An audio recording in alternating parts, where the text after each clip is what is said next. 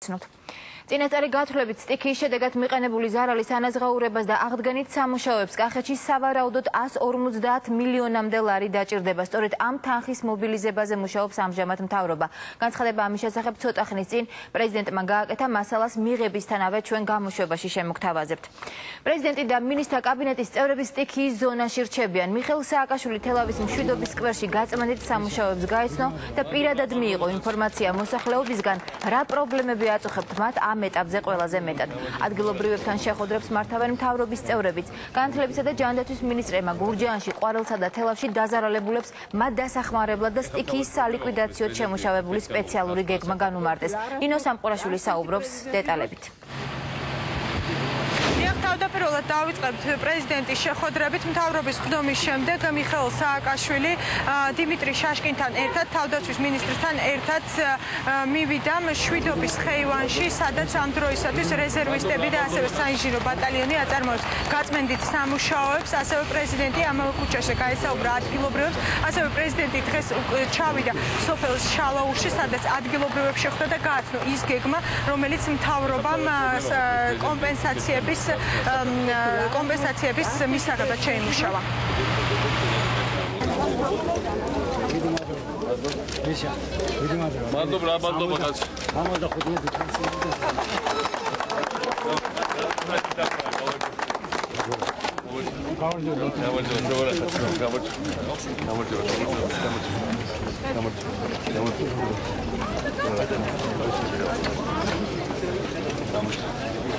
როგორ ახალ გამარჯობა. დავიცი და აბოლიქებ და სტიქიის ხელში, მაგრამ ნუ რაც კეთება აქ ახლა თავარი რაც არის, მე ვფიქრობ, რომ ყველა მიიღებს კომპენსაციას. ყველა მიიღებს ყველაზე დაზარალებულები და ესეთია პრაქტიკულად 90% მიიღებს თავის 1500 ლარს. ან რა თქმა უნდა, ასევე ამას ემატება გადავადება კრედიტის, ვისაც კრედიტი ჰქონდა, რომ მე დავეხმაროთ უკვე ახალ პირობებში, მაგრამ როდესაც არავისად დააწვეს. და ეხლა თავი პრობლემა გვაქვს, პრეზიდენტი თურქეთთან მოყვა. ასეთი გადასროხაა, რომ ჩვენზე ბევრად დიდ ქვეყანაში ამის პრეზიდენტი არ იქნებოდა. ამიტომ დღეს მინდა უთხრა მეზობლებს, რომ იმ ხალხს, ვისაც გადახდილი აქვს, მაინც დაეხმაროთ, მეკმარკაც წვიმა მოვიდეს რაღაცა. ეხლა ჩვენ გვაქვს ის რაც გვაქვს. დაანჩენით მანქანები უკვე თურქეთში და იდვირთება და მოდის. ის რა დღეს ვერ ჩამოვა, დღეს ღამე. ამიტომ დღეს ღამე რაღაცნაირად სადაც არ არის ჯერ მიტალი ბევრგან არის, მაგრამ ბევრგან არ არის. უნდა ყველა ერთმანეთს დავეხმაროთ, რომ წვიმის ქვეშ არ აღმოჩნდეს ხალხი. ძალიან დიდი დაანჩენი ეხლა კომპენსაციაც იქნება. მე ეს რაც არის, ამას კი დავუმატებთ საპროდუქტო პაკეტები მოგვაქვს ეხლა თქვენთვის, ხვილით, შაქრით, სეთით. ყველა ოჯახს რო შევიდეს მინიმალურად, მე ხა ვიცი ბევრად მეტი დაკარგა ხალხი 1500, მაგრამ რაღაც დანახარჯის ნაწილი მაინც ამით დამოვიყოთ. ეხლა ის არის სახელმწიფოს რაც აქვს. ესეთ რამეს ვის მოვილმოელოდა. მე მომავალში უნდა ბანკები და ვიღაცები კრედიტებს დავწევენ დაუვალდებოდ და დაზღვევათ ჩადვაში, იმიტომ რომ ხანერად ისე არ გამოვარდა. არ ვიცი იმის შემყოლე როდის აიქნა. 20 წელიწადში ერთხელ გეხდება, მაგრამ ნუ ჩვენ და ყოველ შემთხვევაში ჩვენ თქვენ გვერდზე ვართ, იცით და ყველაფერი მთავრობა არ მოისვენებს, არ გაჩერდება, სანამ ყველა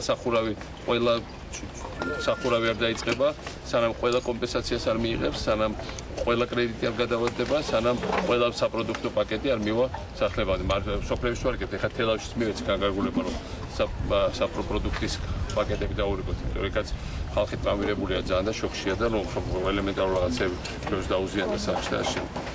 ასე რომ ესე მოხდა, მაგრამ რაც თავარია ჩვენ ბოლომდე ერთად მივყავთ ეს საქმე. ეხლა ხალხი უნდა დაეხმაროს ერთმანეთს მართლა. ბიჭები ეხლა წმინდავენ რაღაცას, ბევრგან ხალხი ეხმარება. სხვებსაც მინდა უთხრა, რომ ზოგანისი არის, რომ ხანდახან ვიღაცა ეს ჯგუფი ჩამოსულ ჯგუფები წმინდავს და მეზობლებმაც უნდა შეუწყო ხელი. და ჩვენ ყველა ერთმანეთს უნდა დავეხმაროთ.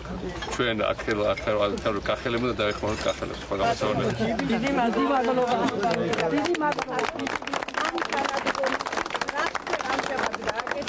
გეფრიცებით, წარმოუდგენელია, ქუჩები ასეთი სისწრაფით სუფთავდება. ამდენი აქ რომ მოსულიყავით, არაფერი არ ჩანდა. დიდი მადლობა მინდა გადაუხადო ყველა სიმხელა ხათრი დარიდი აქვს თქვენ, რომ დღე და ღამე, ბატონი, ესენი ზურა სად არის ჩვენ ერთმუნებული იმის, გელა, არ ვიცი, რაც ეს ამბავი მოხდა, გეფრიცებ და ეს რა თქმა უნდა, თქვენი დიდი პატივისცემაა, რომ თქვენ მხარში ამოგიდგნენ ესენი. უღრმესი მადლობა, რომ ასეთი შემთხვევა არც წელს არ ყოფილა, არასდროს არც ერთი პრეზიდენტის დროს როგორც ახლა გულით გიხდი უღრმეს მადლობას ჩვენ ერთმანეთს უნდა ამოვდგეთ გვერდში კახელები უნდა ამოვდგეთ ერთმანეთს ამოვდგეთ ერთმანეთს იმიტომ თუ თქვენი პატივისცემა არ ექნებოდა მეზობელი მეზობელს მთელი შალაურის მე მგონი მთელი შალაურის სახელით თავარი ეხა გადავაგოროთ ეს და ისეთ თელავსა და მის შემოგარენებსაც ისეთ გავაკეთებთ რომ მართლა ყველას თვალი დაუდგება ამ თელავის რეალიზაციაზე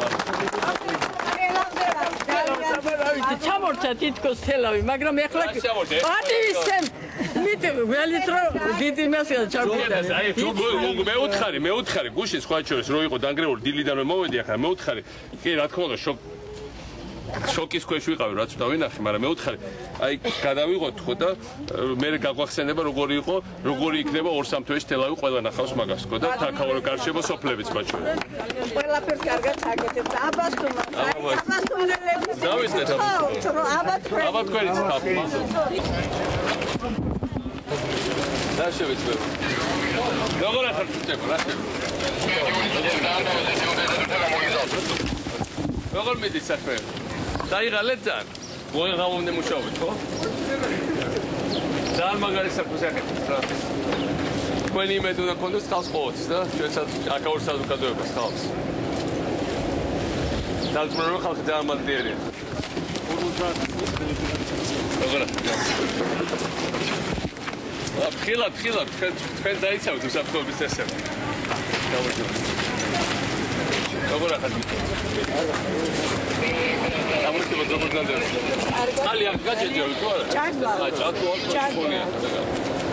ძალიან დიდ მადლობას მოგახსენებ თავარი რომ გადავჭდა ეს კი არავის არ გაგეცათ თავზე და დაიჩერი გაიც მოგახსენებ ამ თავრობას და განსაკუთრებით და აი ამ ახალგაზრდა ბიჭებს ასეთი დახმარებისთვის ასეთი თანადგომისთვის ასე მათ დადგნენ ჩვენს გვერდზე დადგნენ ამ გამწარებულ ხალხს ვეხმარებიან და ვიწერნებით თანადგომას ძალიან დიდი მადლობა ყველაფერს მიხედავთ თელავს ისეთ გავაკეთებთ როგორც არასდროს ძალიან დიდი მადლობა თქვენ პირადად ბატონო მიშეთქვენ ახალგაზრდა და მიუყვართ ამ საქმეს ყველა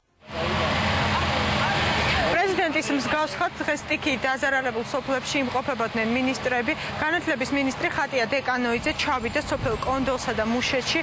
ხატია დეკანოიძემ დაათვალიერა სკოლები. ამ სკოლების სახურავები არის დაზიანებული, სტიქიის შედეგად ასევე ფანჯრები არის ჩამსხვრეული და შემდეგ უკვე სტიქიის შედეგად დაზიანებული არის ასევე სასკოლო ინვენტარი. განათლების მინისტრის თქმით 2 დღეში დაიწყება უკვე სახურავების აღდგენა და ეს პრობლემა, ინფრასტრუქტურული პრობლემები სკოლებისთვის მოიხსნება. ასევე ჯანდაცვის მინისტრი ზურაბ ჭიაბერაშვილი იმყოფებოდა გურჯაანის სამ სოფელში. ზურაბ ჭიაბერაშვილმა დეტალურად გააცნო მოსახლეობას ის მთავრობის გეგმა, რომელიც მთავრობამ შეიმუშავა იმისათვის, რომ ანაზღაურდეს ის ზარალი, რომელიც მოსახლეობას მიადგა სტიქიის შედეგად.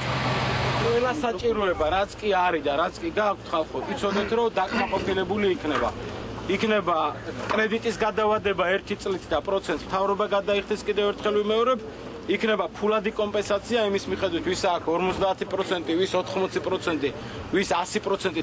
ესეთი დონის დახმარება ჯერ სახელმწიფოს არ გაუწევია ხალხისათვის ესეთ დროს. მთავრობა ყველაფერში გვერდში გვაძლევენ შხავ ქიმიკატებს. გვაძლევენ აგერ რაღაც საჭმე, ზეთი, ქვილი, კომპენსაცია იქნება. ახლა რიგდება შხავ ქიმიკატები იმისათვის რომ გადავარჩინოთ რა, რისი გადარჩენა შეიძლება რომ დროულად შეიწამლოს. ატამი იქნება, ხეხილი იქნება, ვენახი იქნება, რომ მომავალ წელს მაინც მოგწეს ამან მოსავალი, მაგრამ აუცილებლად პირველი ყველაზე მეტად რაც ყველას აწუხებს, რომ აგროსესხები აქვს ხალხს გამოტანილი, 1 წლით ხდება ამისი გადავადება, ასევე დარიგდება ფქვილი, შაქარი და ზეთი, რომ ხალხს ელემენტარული ბოსტანი გაუნადგურდა და საკვების პრობლემა არ იყოს. თელავის თითქმის ყველა საჯარო სკოლას გარკვეულად აქვს რაღაც დაზიანებები, სახურავი ასევე, ვანთა ასევე, კონდოლში ასევე, ვაჟნაძიანში. დაახლოებით 20-მდე სკოლაა, რომელიც საჭიროებს სასწრაფო რეაბილიტაციას, სახურავები, ფანჯრები ჩამთრეული და ასე შემდეგ. ეს იქნება ძალიან სულ რამდენიმე დღე გვჭირდება, უკვე მასალები თბილისიდან ნაწილი ჩამოვიდა, ნაწილი მოდის.